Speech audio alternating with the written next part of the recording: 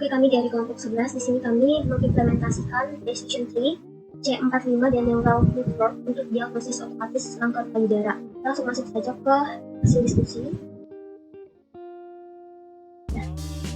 Klasifikasi kanker payudara dari tahap awal sangat penting untuk didiagnosis dan perawatan yang tepat waktu. Dua metode utama yang sering digunakan dalam klasifikasi ini adalah decision tree dan neural network. Berikut kita langsung masuk ke analisis mendalam mengenai penggunaan kedua metode ini dalam mendeteksi dan mengklasifikasikan kanker payudara dari tahap awal. Jadi kita langsung masuk ke pendekatan decision tree. Ini ada definisi dan fungsinya. Algoritma C45 ini merupakan pengembangan dari algoritma ID3. Menurut Windy, Rika, dan Muhammad pada jurnalnya pada tahun 2014, algoritma C45 ini merupakan salah satu series algoritma yang digunakan untuk membangun sebuah decision tree atau pohon keputusan dalam metode klasifikasi data mining, yang mana dia bersifat prediktif. Lalu ada lagi menurut Febriani Suwisyani pada tahun 2021 dan Junaidi Ruswatari dan Yasin pada tahun 2019, di mana elemen-elemen yang terdapat di algoritma C45 antara lain nilai dari entropi, James, Betinko, dan generator, di mana bagian yang menentukan dari simpul akar. Sebuah model tree yang dihasilkan ini didasarkan pada nilai gen ratio tertinggi. Dan secara umum, algoritma C45 dapat dibangun menggunakan pohon keputusan dengan cara pertama kita pilih atribut sebagai akar, lalu buat cabang untuk setiap nilai, dan bagi kasus dalam cabang. Lalu, yang terakhir, ulangi proses untuk setiap cabang sampai semua kasus pada cabang memiliki kelas yang sama, menurut Aziz dan Karten pada jurnalnya pada tahun 2019. Nah, algoritma C45 ini atau pohon keputusan mirip sebuah pohon di mana terdapat node internal yang mendeskripsikan atribut-atribut seperti cabang, menggambarkan hasil dari atribut yang diuji, dan setiap daun menggambarkan kelas. Menurut Rashid pada tahun 2014. Kita lanjut ke nomor 2, yaitu hasil dan pembahasan. Yang pertama di sini ada dataset. Pada penelitian yang dilakukan oleh Franciscus pada tahun 2023, datasetnya sendiri didapatkan dari UCL atau Machine Learning Repository. Nah, dataset tersebut adalah dataset breast cancer dan breast pre-original. Nah, dalam penelitian ini, data yang ada pertama adalah dataset breast cancer yang memiliki 10 atribut dan 286 instance, dan dataset kedua yaitu breast Wisconsin original memiliki 10 atribut dan 699 instance. Bagian kedua ada proses. Prosesnya ini dimulai dengan analisis data terlebih dahulu menggunakan tahapan knowledge discovery dan database. Nah, lalu yang terakhir ada hasil. Di sini berdasarkan penelitian yang dilakukan si Franciscus tadi, jadi dapat disimpulkan bahwa algoritma decision tree telah terbukti efektif untuk diagnosis kanker payudara dengan tingkat akurasi yang tinggi. Lalu selanjutnya untuk kelebihan dan kekurangan saya serahkan kepada teman saya. Di sini saya akan menjelaskan kelebihan dan kekurangan dari decision tree C45. Adapun kelebihannya, yang pertama yaitu cepat dan efisien untuk dataset yang kecil hingga menengah. Yang kedua, mudah diinterpretasikan dan dimengerti oleh profesional medis. Yang ketiga, yaitu dapat menangani data yang tidak lengkap. Adapun kekurangan, yaitu pertama, kurang efektif untuk dataset yang lebih besar dan lebih kompleks. Yang kedua, cenderung overfitting, yaitu model yang terlalu fit dengan pohon keputusan yang terlalu besar sehingga lebih sulit generalisasi dengan baik pada data baru. Untuk pendekatan neural network akan dilanjutkan oleh teman saya. Selanjutnya saya akan menjelaskan tentang pendekatan neural network. Neural network sendiri merupakan jaringan tiruan yang berbasis pada struktur syaraf pada otak manusia.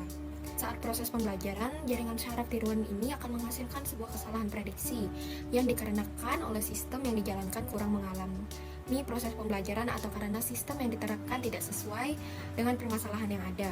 Seperti halnya manusia yang akan melakukan adaptasi dengan lingkungan yang baru dan berbeda dengan sebelumnya. Kita masuk pada hasil dan pembahasan.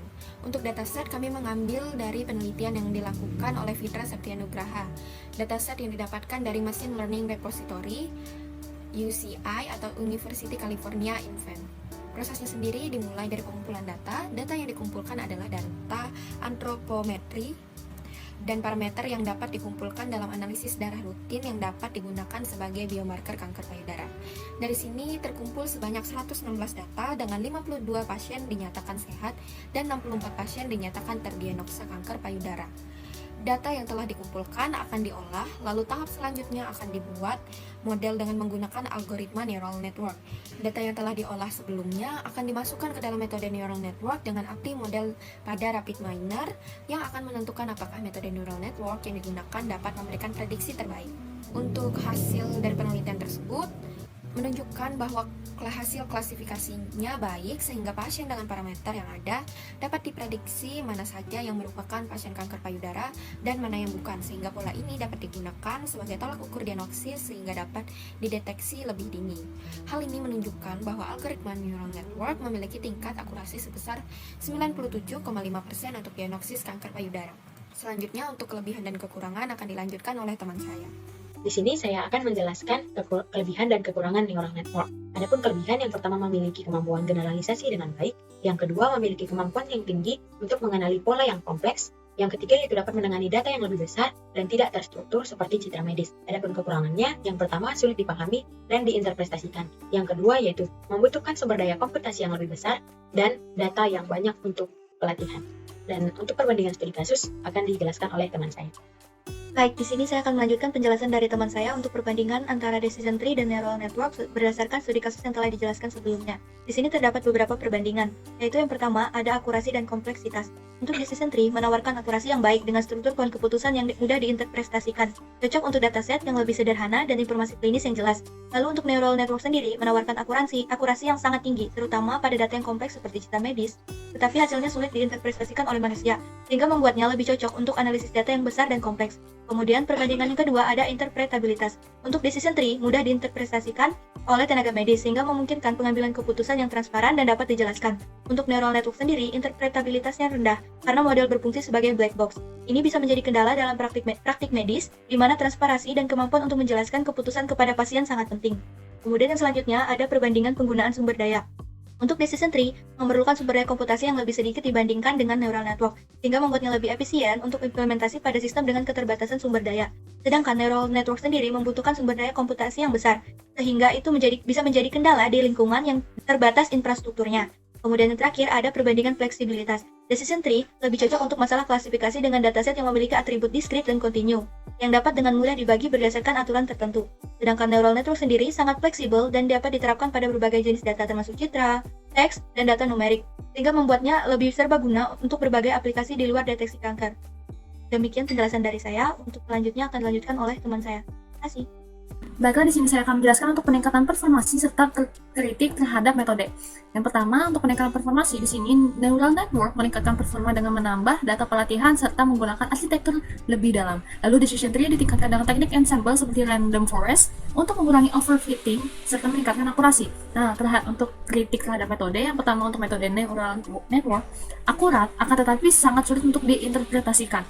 Masalah dalam konteks yang membutuhkan transparansi seperti medis.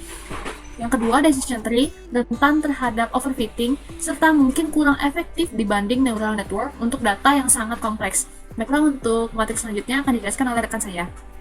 Baik, selanjutnya yang ketiga ada rekomendasi dibagi menjadi dua, yaitu neural network dan decision tree. Yang A, neural network. Yang pertama, tambah unit lapisan tersembunyi untuk meningkatkan akurasi. Yang kedua, pilih learning rate optimal untuk keseimbangan akurasi dan waktu pelatihan. Yang ketiga, ada eksplorasi parameter tambahan seperti jumlah lapisan tersembunyi atau fitur input. Yang keempat, implementasi hasil penelitian dalam program sederhana untuk penggunaan praktis. Yang kelima, gunakan lebih banyak data dan variasi fitur untuk meningkatkan akurasi. Yang keenam, lakukan pengujian dengan data yang beragam dan representatif. Kemudian yang terakhir, 7, ada desain antarmuka intuitif untuk input data dan hasil prediksi. Kemudian yang B ada decision tree. Yang pertama, tambah dataset untuk mengurangi overfitting. Yang kedua, gunakan algoritma ensemble learning seperti random forest atau gradient boosting.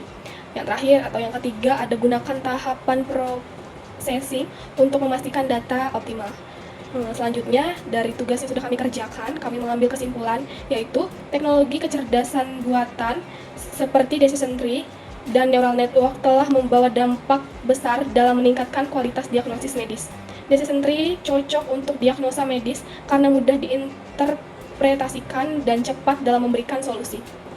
Meskipun rentan terhadap overfitting dan kurang efektif dalam hubungan non-linear, di sisi lain neural network mampu menangani data kompleks dan non-linear dengan akurasi tinggi. Meskipun sulit diinterpretasikan dan membutuhkan sumber daya komputasi besar, kombinasi keduanya dapat menghasilkan sistem diagnosis medis yang optimal, memanfaatkan kelebihan masing-masing dan mengatasi kelemahannya. Dengan terus mengembangkan teknologi kecerdasan buatan, diharapkan kualitas dan efisiensi layanan kesehatan secara keseluruhan dapat ditingkatkan,